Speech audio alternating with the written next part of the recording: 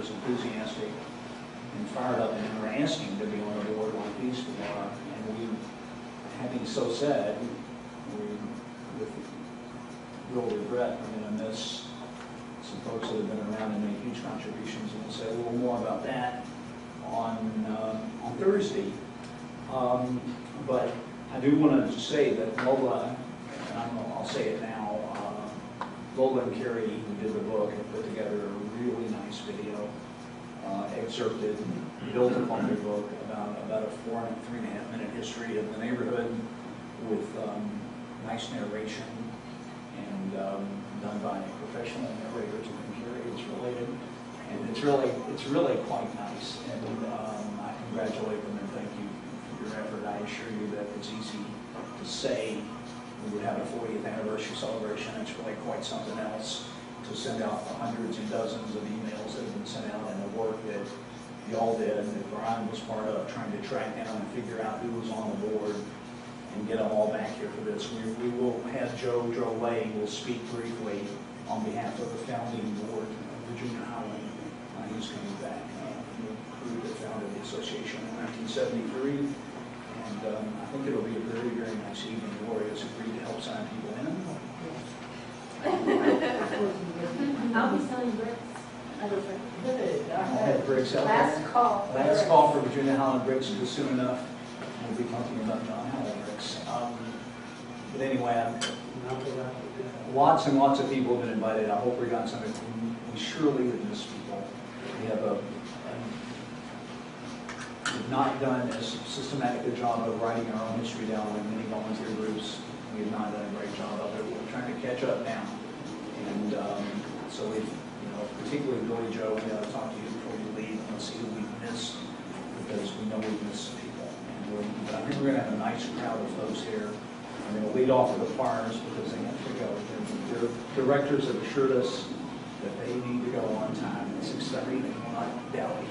So they're going to sing, and then we're going to move into the history part of the evening. I hope it will be try to bring all past officers up to the front and try to include everybody at this table and some of the people in this audience, including several people I can see. So I'm hoping you will all be there, and I hope it will be a nice night for everyone. Is there anything else you have to say about the initial thing? Yes. While I'm still on the board, I think maybe I better make this motion tonight. This concerns the graffiti cleanup project that we had last week, where we cleaned up the end of an empty apartment building on Maiden Lane. The street captain for St. Charles Avenue, which was the area concerned, Mike Boyle, got the building owner to give us a check for, what was it, $175 for cleaning. And I didn't realize that the check had already been written to the Civic Association, and it was given to Fraser and he put it in our bank account. The intent was to use that money to, first of all, reimburse the homeowner whose water we used that day, and also to give Jimmy Lee, whose pressure washer we used and whose pressure washer we have used umpteen times before for graffiti eradication projects, and he's always just let us use it. And we also load it on the back of his pickup truck, and he brings it to wherever we're going, and then he's never asked us for any money or anything. But I thought this would be the chance to show Jimmy that we appreciate him letting us use his pressure washer all the time, and the gas for his truck, and the gas for the pressure washer. Just not refund the check to the guy Fraser let him pay his own direct convenience. There's no reason to. He didn't need to write it to us, so why don't we give it back to him? Is that not easy? But that's not what you're Well, asking, John. you just- That's not what- Well, in essence, yeah, but just somehow or another to get the funds back. I don't think we need a board motion for that. I'm sure we can handle that. We'll just get the money back and we'll do it. We'll make sure that. Okay, fine, I just, yeah, this was a chance We'll make to it work.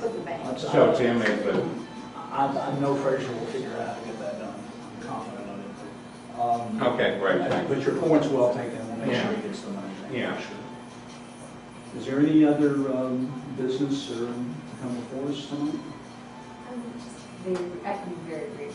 On the education committee, just an update on the Springdale Park. Some of the kids, the buses, we have at least some of the kids back on the bus. There is and it's still a moving target, so it's our school system.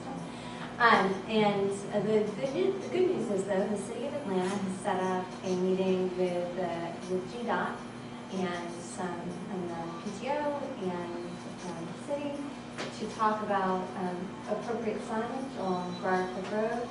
So we're going to get the report from Georgia DOT, what if they're going to do along Briar Cliff Road to better let people know that there's school there and kids crossing. So that is coming up this week, and I'll be prepared to give a report on that.